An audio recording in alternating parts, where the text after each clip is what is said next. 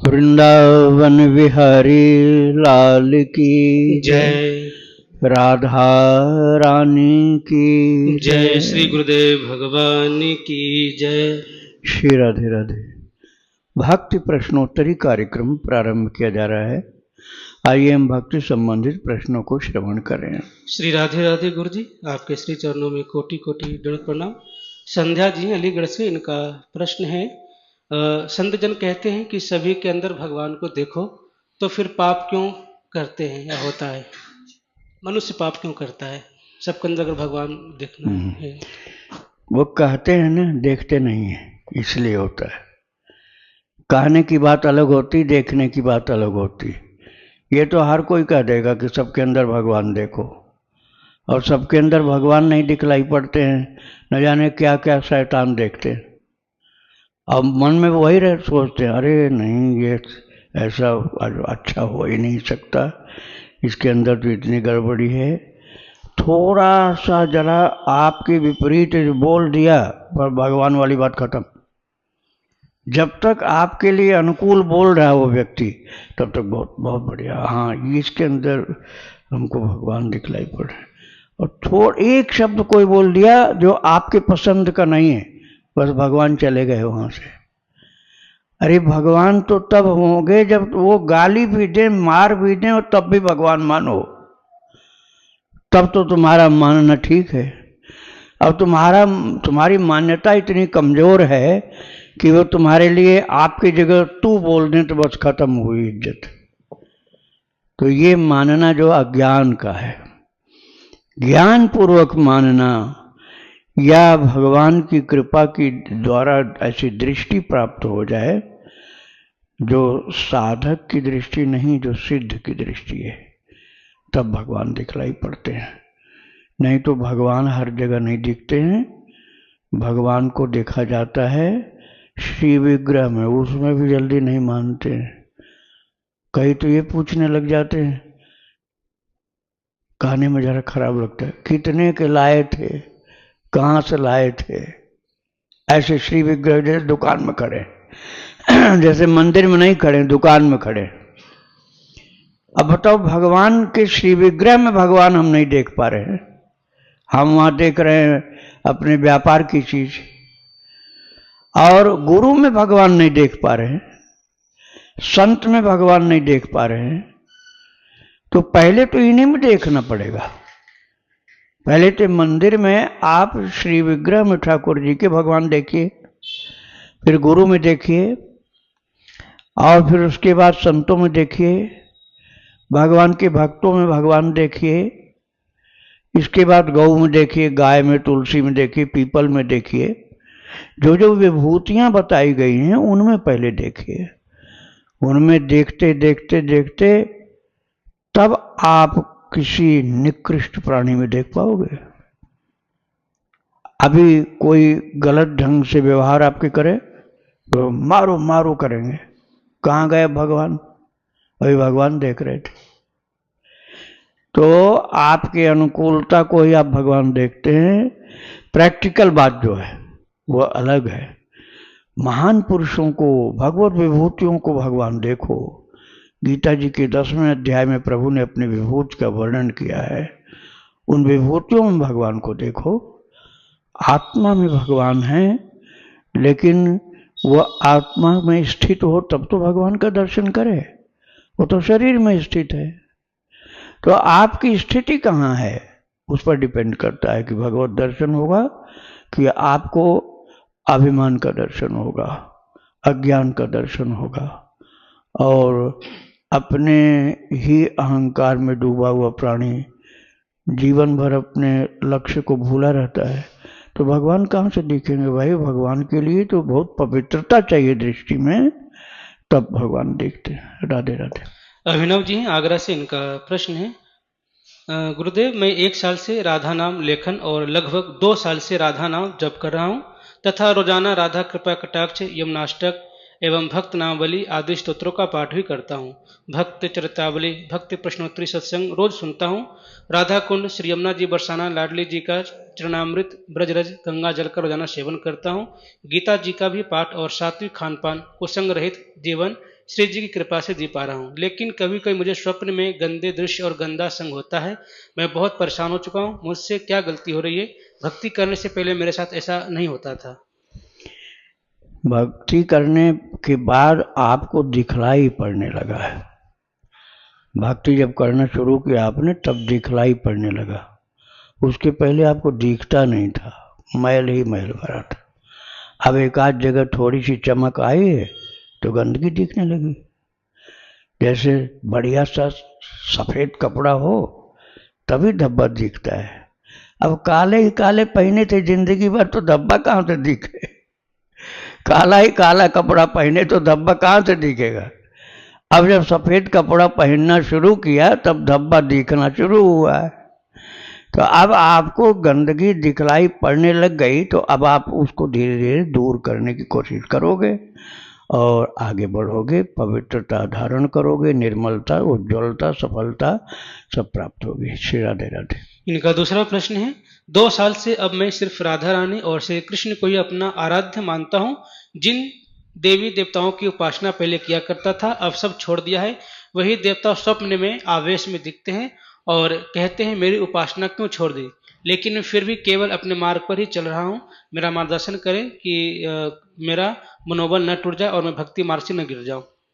देखो, यदि भगवान में आपका प्रेम है तो सब लोग आशीर्वाद आपको दे जाएंगे, और प्रेम भगवान से नहीं करोगे, दूसरी चीज़ों में प्रेम होगा, सांसारिक चीज़ों में, किसी प्राणी में, किसी पदार्थ में यदि प्रेम होगा, भगवान में न होकर किसी प्राणी में, चाहे वो 4 पैर वाला हो चाहे 2 पैर वाला हो, जैसे कुत्ता हो, जानवर हो, या किसी मनुष्य में, स्त्री में या पुरुष में, बच्चे में, यदि उसमें प्रेम होगा तो समझो भगवान में कम है। हर जगह का प्रेम, सब कै ममता ताग बटोरी, मम पद मन ही बांध बर डोरी। राम जी ने कहा विभीषण जी को, ये जननी जनक बंधु सुत दारा, तन भन भवन सुहृद परिवारा, सब कै ममता ताग बटोरी, मम पद मन ही बांध बर डोरी। समदर्शी इच्छा कछु नाही। विभीषण जी को कह दिया, विभीषण को लोग राक्षस मानते हैं ना, और भगवान ने विभीषण को क्या कह दिया, तुम सारिखे संत प्रिय मोरे, धरऊं देह नहीं आन निहोरे। विभीषण, तुम्हारे जैसे संत के लिए ही मैंने जन्म लिया है। अब हम लोग सामान्यतया किसी अच्छी वेशभूषा वाले को ही संत समझेंगे, और विभीषण का स्वरूप तो संत का नहीं दिखलाई पड़ रहा था, लेकिन ठाकुर जी को तो सच्चाई दिखती है, तो उन्होंने विभीषण को संत बताया। तो प्रश्न क्या था इनका? प्रश्न था गुरु जी कि मतलब केवल अब कृष्ण जी की उपासना करता हूँ, पहले जो देवी देवताओं का छोड़ दिया था वो अब दिखते हैं स्वप्न। तो अब जब आपका सच्चा प्रेम होगा ना भगवान में, तो वही देवी देवता जो आप सोच रहे हो कि नाराज तो नहीं हो रहे हैं, वो आपको आशीर्वाद दे जाएंगे। वो सब आपको आशीर्वाद देंगे कि आप बहुत सही जगह पहुंच गए हो। पहले फूल फूल में, पत्ती पत्ती में, डाली डाली में, सब जगह पानी डाल रहे थे। अब जिस दिन से पेड़ की जड़ में पानी डालना शुरू किया, उसी दिन से पूरा भक्ति का पौधा हरा भरा हो जाएगा। और डालते रहो पत्तियों में, कुछ नहीं होना। तो अब सब देवी देवता प्रसन्न होकर आशीर्वाद देंगे आपको। आपको सुनना होगा चरित्र सुदर्शन सिंह चक्र जी। सुदर्शन सिंह चक्र जी का चरित्र सुनो, 51 भाग में चरित्र सुनाया गया है भक्ति आश्रम चैनल पर।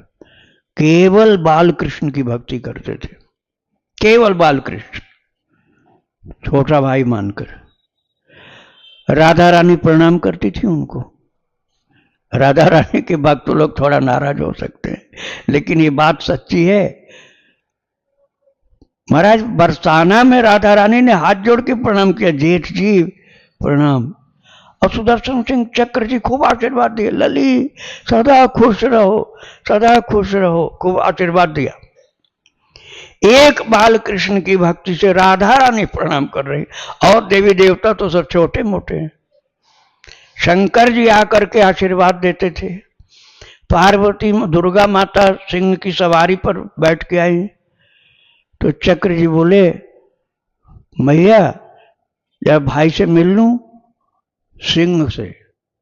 सिंह को देख करके सब डरते और सिंह से गले मिले महाराज, वो पूंछ हिलाता रहा और चक्र जी मिले सिंह से। इसी तरह से जंगल के भालू, जंगल के रीछ, बाघ, शेर, सिंहनी सब उनके साथ लेट जाते थे। आप चरित्र तो सुनो, मैंने उनका दर्शन किया है चक्र जी का। अखंडानंद के मित्र थे वो, श्री हनुमान प्रसाद पोद्दार जी के साथ रहते थे। बहुत अद्भुत विभूति थे। एक बाल कृष्ण के अलावा दूसरे की पूजा ही नहीं कभी किया उन्होंने।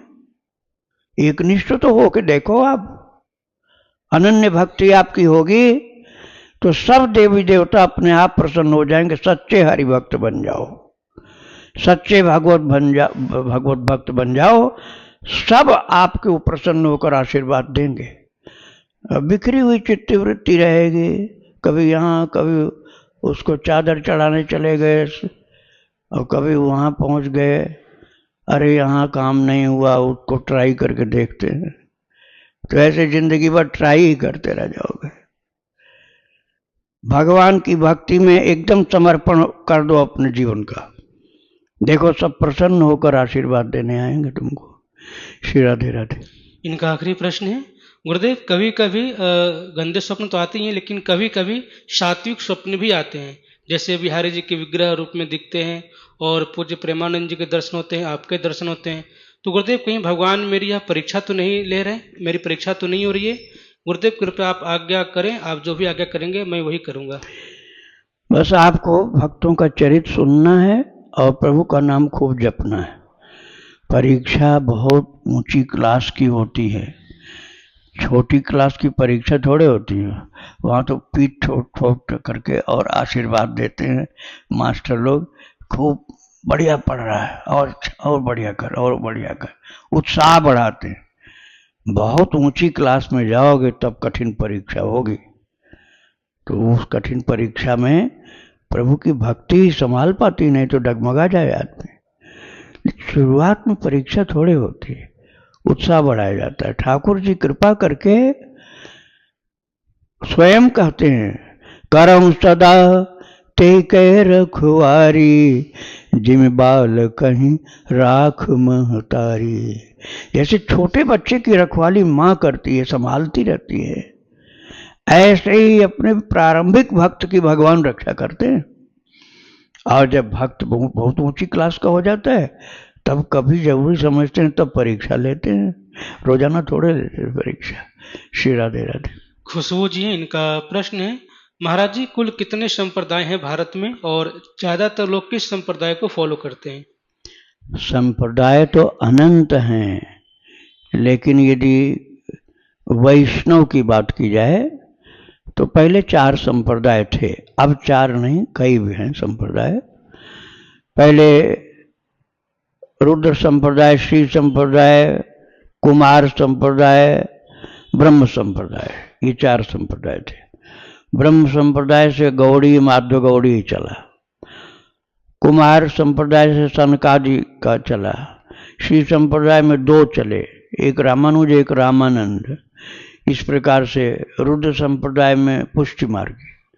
तो ये पहले वाले, लेकिन अब उसके बाद और भी राम सनई संप्रदाय और चरणदास के श्याम,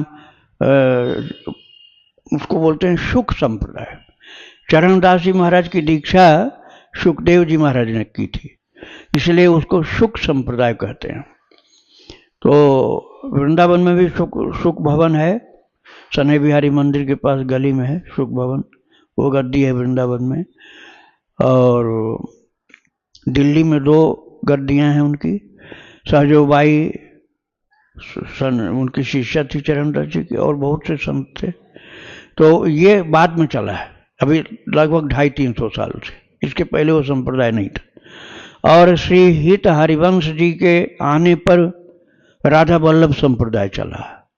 तो ऐसे बहुत से संप्रदाय हैं, पहले 4 थे, बाद में और भी होते गए हैं, और सबकी भक्ति भगवान की होने के कारण सब अच्छे हैं, उनमें किसी में कमी नहीं है, सभी एक से एक महान है। जिसमें भी आप जाएंगे कल्याण हो जाएगा, भक्ति में लग जाओगे तो। अब इनको जो छोड़ देंगे आप, इनके अतिरिक्त जो देखेंगे तो शंकराचार्य जी का संप्रदाय है, वो जो है शैव मत का है। उसमें 10 नामी सन्यासी हैं, गिरिपुरी, वन पर्वत, भारती और सरस्वती, इस प्रकार से 10 हैं, इसलिए उनको कहा जाता है 10 नामी सन्यासी। और सूर्य उपासक हैं, गणपति उपासक हैं, शाक्त शक्ति के उपासक हैं, उनको शाक्त कहा जाता है। ये सब संप्रदाय गिनोगे तो आपको कहीं ना कहीं कोई ना कोई छूट जाएगा जरूर। इतने संप्रदाय हैं। दक्षिण भारत में चले जाओ, वारकीय संप्रदाय, वारकरी संप्रदाय जो है वो भी वैष्णव संप्रदाय ही है।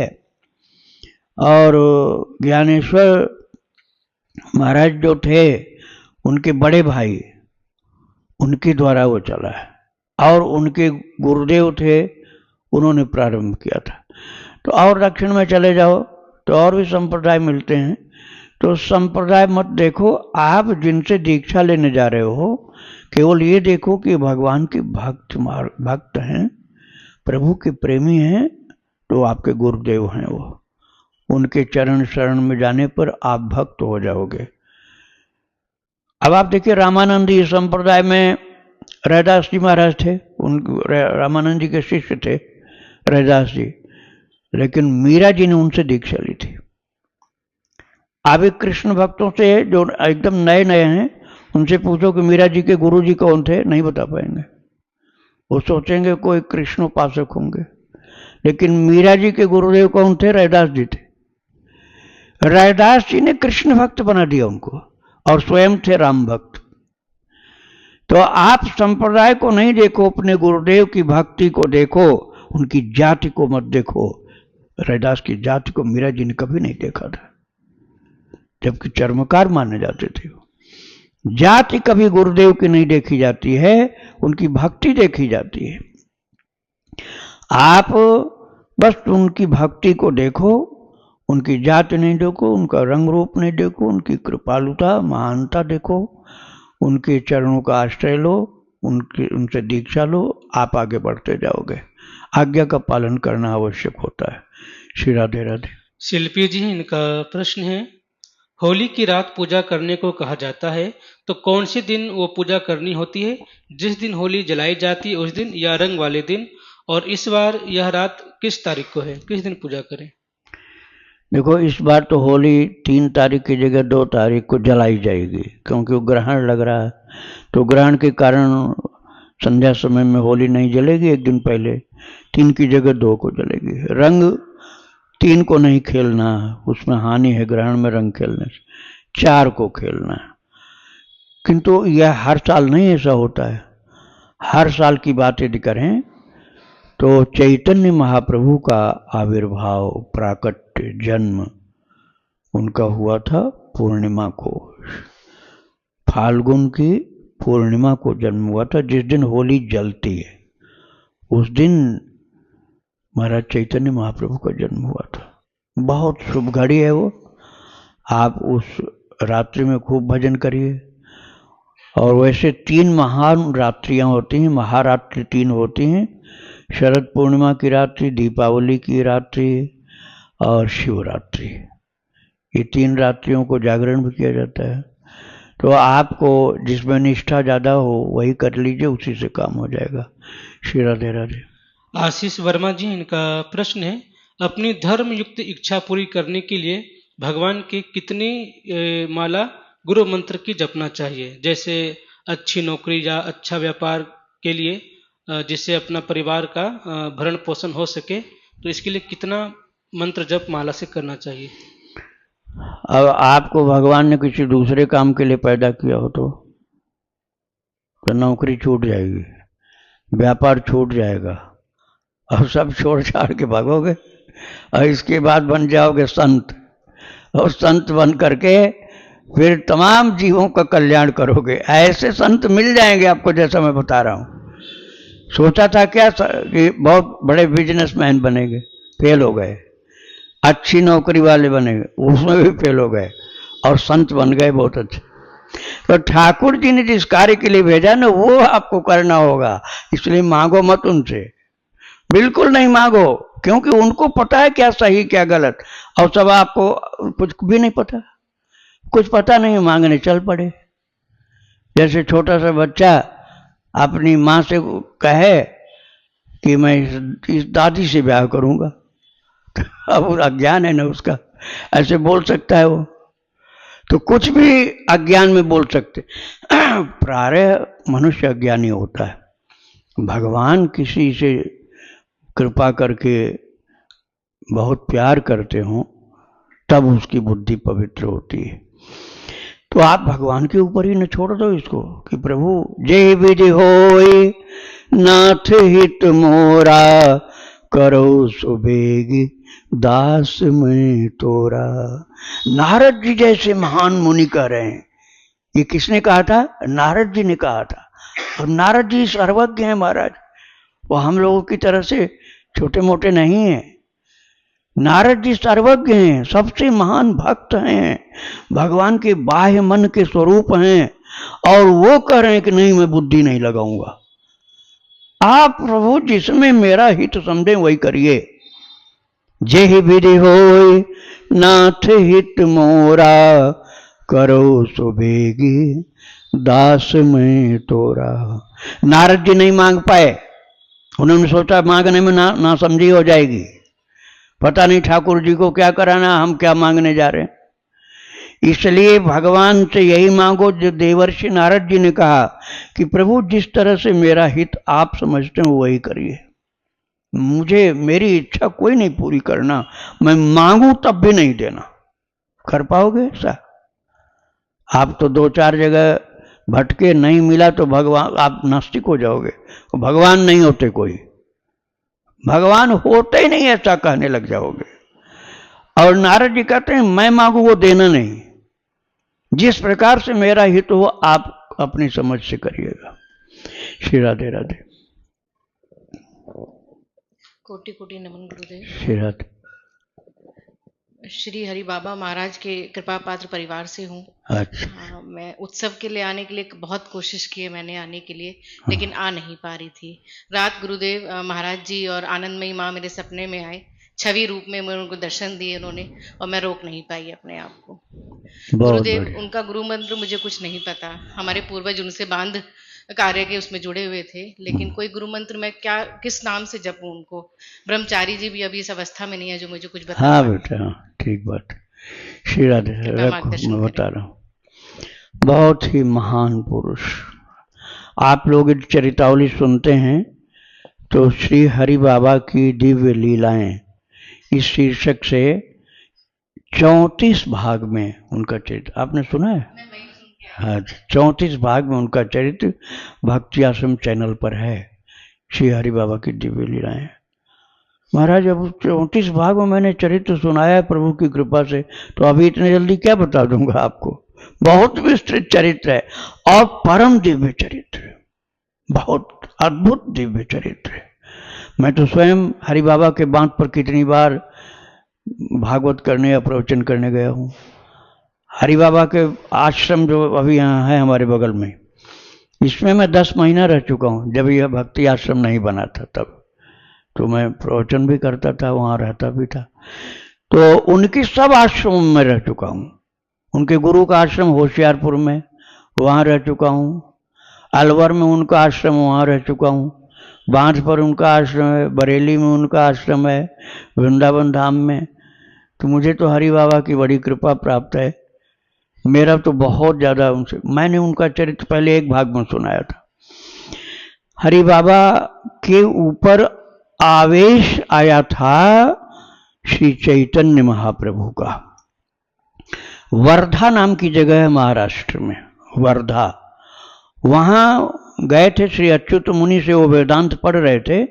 अच्युत मुनि उनको वहाँ ले गए थे और वहाँ शाम को पढ़ाते थे, एक टाइम पढ़ाते थे, एक टाइम कुछ नहीं पढ़ाते थे। तो वो बोले कि ये टाइम तो खाली, हम घूम लेंगे। तो गए, हनुमानगढ़ नाम का आश्रम है, वहाँ पर श्री राम जय जय राम अखंड कीर्तन होता था सैकड़ों वर्ष से। बस महाप्रभु ने चयन कर लिया इनको। इतना निर्मल थे, इतना पवित्र थे, इतनी उच्च कोट की अवस्था थी कि इनको चयन कर लिया उन्होंने। महाप्रभु ने आवेश डाल दिया अपना, बिल्कुल खुद महाप्रभु चैतन्य हो गए। उन्हें पता नहीं, उस भगवान के सिंहासन पर बैठ गए जाकर। चैतन्य चरित बाद में वहां के परांजपे जी वहां के थे जो मठाधीश थे, उन्होंने बाद में दिया लॉर्ड गौरांग नाम की इंग्लिश में पुस्तक, लॉर्ड गौरांग।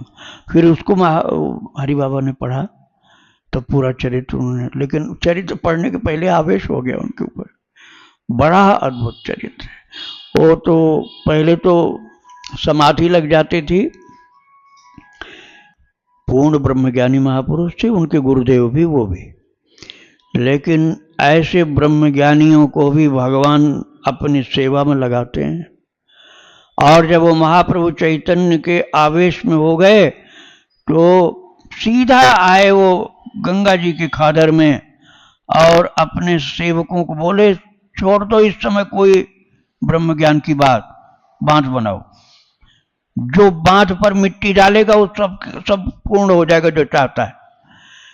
ललिता प्रसाद जी की तो कुंडलनी जागरण हो गई। कभी एक दिन भी नहीं सोचा था कुंडलनी जागृत होती। अब बोले महाराज जी मेरी तो कुंडलनी जागरण हो गई, आप जितने लोगों को कहिए उतने को कुंडलनी में जागरण कर दूं। बोले अब तो बांध पर मिट्टी डाला और कुछ नहीं कर। तो महाराज ये महापुरुष बहुत उच्च कोट के। उड़िया बाबा अपने बगल में बैठाते थे उनको, बिल्कुल बराबर के आसन पर। अब शरीर तो भगवान ने जहां दिया है वो पैदा किया वहां पैदा होता है। उड़िया बाबा का शरीर ब्राह्मण का था और श्री हरि बाबा का शरीर सिख के घर में जन्म लिया था। तो कई मूर्ख लोग जाति के जो अहंकार में रहते हैं वो विरोध करने लगे, अरे ये सिख हैं, इनको अपने बगल में उड़िया बाबा क्यों बैठा लिए, विरोध करने लगे। और जब किसी तरह कान में उनके आवाज कहीं से आई तो हरि बाबा नीचे बैठ गए। अब उड़िया बाबा ने तुरंत समझ लिया कि कोई बात गड़बड़ हुई है। बहुत डांट लगाई अपने सेवकों शिष्यों को कि ये क्या कर दिया तुम लोगों ने, ये महापुरुष हमारे बगल में बैठते हैं तभी हमारी शोभा है। उनकी अनंत महिमा उड़िया बाबा ने ही लिखवाई थी। तो लिखने वाले ललिता प्रसाद पंडित जी थे, उन्होंने कहा महाराज जी को पता चलेगा तो डांट देंगे, हमको लिखने नहीं देंगे। उनका चरित्र हम लिख रहे हैं, डांट देंगे, नहीं लिखने देंगे। उड़िया बाबा ने कहा तू मेरा नाम ले लेना, तो बोल देना कि उड़िया बाबा लिखवा रहे हैं। तो यही बात हुई। हरि बाबा ने कहा अरे तू मेरा चरित्र लिख रहा, मैंने सुना है, फेंक दे उसको। बोले महाराज जी उड़िया बाबा की आज्ञा से लिखा जा रहा है, वही लिखवाते हैं। तो चुप हो गए बिल्कुल। तो ऐसे महापुरुष निज गुण श्रवण सुनत सकु चाही, पर गुण सुनत अधिक हर चाही। अपना गुण सुनने पर सुखचा जाते हैं संत महापुरुष लोग, और दूसरे का गुण सुनते हैं तो बहुत प्रसन्न हो जाते हैं। तो उनकी महिमा तो अभी जल्दी मैं नहीं सुना पाऊंगा, सुना चुका हूं। वो तो हरि हरि बुलवाते थे, हरि हरि बोल बोल करके बांध बनवा दिया। महाराज ब्रिटिश गवर्नमेंट फेल हो गई थी वहां। तो आप हरि का नाम जो आपको प्रिय लगे वही बोलो आप। यदि आपको हरे राम राम राम हरे हरे, हरे कृष्ण कृष्ण कृष्ण हरे हरे ये अच्छा लगता है तो आप ये जपो। नहीं तो हरि शरणम हरि शरणम हरि शरणम हरि शरणम। इसमें दो चीज आपको लाभ मिलेगा। एक तो गुरु महाराज की वंदना हो गई, हरि बाबा की वंदना हो गई, हम अपने गुरुदेव के चरणों में पड़े हुए हैं। और दूसरा हरि भगवान के चरणों में पड़े हैं। तो ये मंत्र भी है और नाम कीर्तन भी है, यही किया करो।